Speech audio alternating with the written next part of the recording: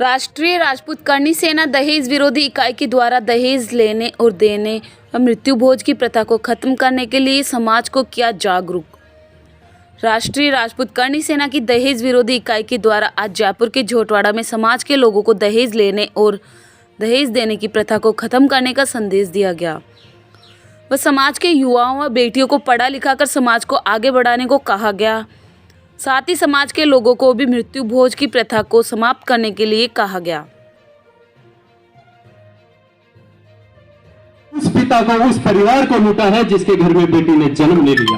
क्या बेटी ने जन्म लेकर उस घर में या उस परिवार पर या उस परिवार को कलंकित कर दिया? मेरे ख्याल में तो आज की वर्तमान परिस्थिति में अंदर यही चल रहा है कि जब तक बच्ची के पिता को पूरी तरह से निचोड़ नहीं लिया जाता तब तक उसका पीछा मत छोड़ो।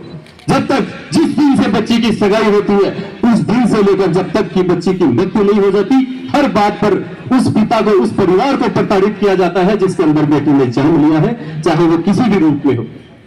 तो यह गुनाह क्यों?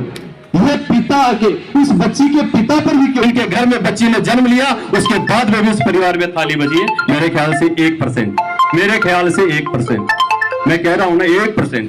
आखिर क्यों यह दोहरा, यह सौतेला व्यवहार आखिर कौन कर रहा है? हम लोग कर रहे हैं। आपकी सोच बदले, हमारी सोच बदले कि हमने, हमारे घर में अगर बेटी आई है, लक्ष्मी आई है, कई बार सुनने को भी मिलता है कि वह पिता भाग्यशाली होता है जिसके घर में बेटी ने जन्म लिया। किसी न किसी रूप के अंदर पुत्री कहां से आएगी, वो पत्नी कहां से आएगी, वो दादी सा कहां से आएगी, कल्पना करो आप।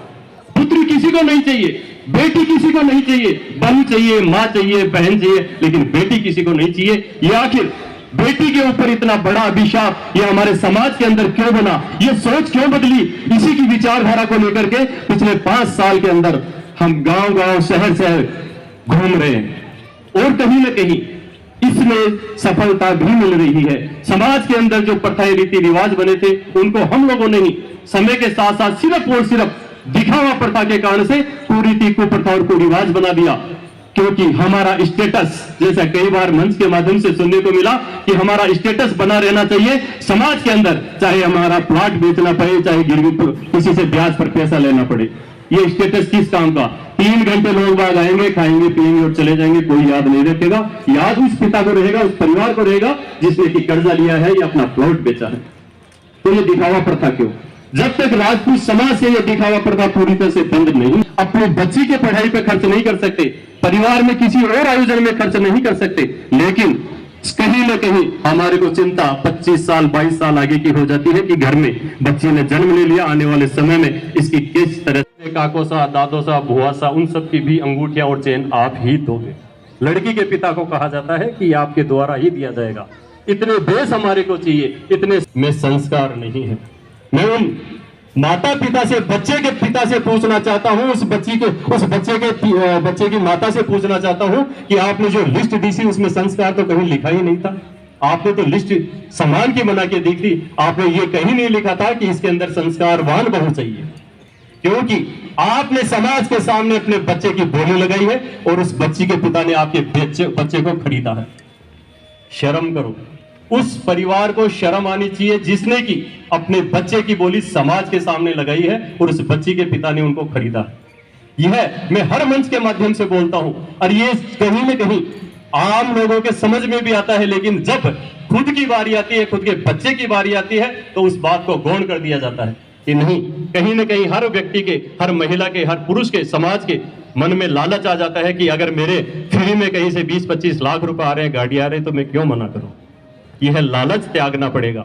इस लालच को ही दहेज कहते हैं। स्वेच्छा से जो पिता के द्वारा बच्ची को दिया जाता है वह दहेज नहीं है। जिन्होंने इस कुरीतियों के खिलाफ आवाज उठाई है, जिनमें से एक मैं भी हूँ। मैंने अपने सुपुत्र का विवाह किया था 17 फरवरी 2023 को, बिना किसी दान दहेज के मैं विवाह करके लाया हूँ। जैसे कहा जाता है ना कि मैंने अभी मन से भी कहा कि समाज में अच्छे आदमी नहीं है, आप खुद अच्छे बन जाओ, शुरुआत आप खुद से करो।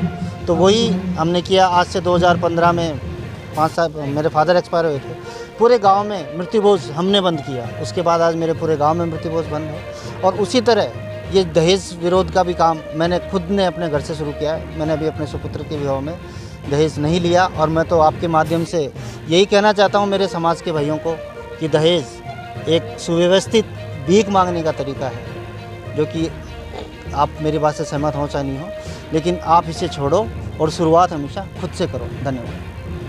करनी सेना दहेज विरोधी इकाई के द्वारा आज ये है आयोजन झोटवाड़ा जयपुर कंचनदीप मैरिज गार्डन में किया जा रहा है। राजपूत समाज के अंदर वर्षों से जो प्रथाएं, रीति और रिवाज बने थे, समय के साथ साथ वो कुरीति, कुप्रथा और कुरिवाज बन गए हैं। उन्हीं को लेकर के समाज की जो पीड़ा थी बचपन से देखते हुए आ रहे हैं, लेकिन कहीं न कहीं इसमें सुधार होने की जरूरत थी। जो प्रथाएं, रीति रिवाज बने थे, कुप्रथा, कुरीति और कुरिवाज कैसे बन गए, उन्हीं को देखते हुए समाज हित के लिए, समाज में विचारों के माध्यम से बदलाव करने के लिए हमने ये टीम के माध्यम से ये समाज में जागृति लाने का काम कर रहे हैं कि समाज में धीरे धीरे दहेज के नाम पर जो प्रताड़ित बच्ची के पक्ष को किया जाता है, बच्ची के घर वालों को किया जाता है, उनको ये प्रताड़ित ना होना पड़े। पढ़ी लिखी बच्चियां आ जाती हैं, लेकिन कहीं ना कहीं वो दहेज का शिकार होती हैं। उस पिता की तरफ देखो जिसकी एक पुत्री भी चली गई, जमीन भी चली गई, फिर भी वो बच्ची सुरक्षित है कि नहीं है, इसकी भी कोई गारंटी नहीं है। आए दिन देखने को और सुनने को मिलता है कि बच्चियों को हत्याओं के लिए मजबूर कर जाता है, बच्चियों को आत्महत्या करने पर मजबूरी होती है, वो कहीं ना कहीं दहेज ही है। दूसरी हमारी है शराब।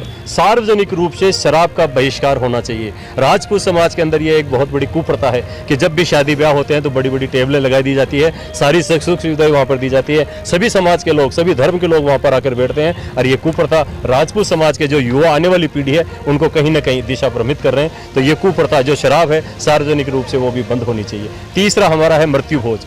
मृत्यु भोज भी एक ऐसी कुप्रथा बन चुकी है जिसके अंदर की आप अगर एक कल्पना करें, बच्चा 5 साल का, उसका पिताजी खत्म हो गए, उनको पता भी नहीं है, लेकिन मजबूरीवश कहीं ना कहीं उसको उसकी जमीन बेचनी पड़ रही है, जबकि उस समय परिवारजनों की, रिश्तेदारों की ये जिम्मेदारी बनती है कि हम उसका आर्थिक सहयोग करें, उसका आर्थिक रूप से सहयोग दें, मदद करें, लेकिन हमारे रिश्तेदार, परिवारजन उस बच्चे को मजबूर कर देते हैं और उसकी जमीन बिकवा देते हैं। तो ये समाज में फैली हुई व्याप्त कुरीतियों के लिए श्री राष्ट्रीय राजपूत करनी सेना के द्वारा ये अभियान पिछले 5 साल से चल रहा है। मैं श्री राष्ट्रीय राजपूत करनी सेना का दहेज विरोधी कार्यकर्ता हूँ और ये मुहिम हम सभी ने मिलकर चला रखी है। सबसे बड़ी बात यहाँ पे एक और देखने को मिलेगी, राजपूत समाज या अन्य संगठनों में जब भी कोई आयोजन होते हैं तो महिलाओं को तवज्जो तो दी जाती है, नाम लिया जाता है, लेकिन महिला वहाँ पर मंच संचालन नहीं करती, ना ही उनको 1-2 सीट दी जाती है, लेकिन यहाँ पे हर तरह से महिला मंच संचालन भी कर रही है।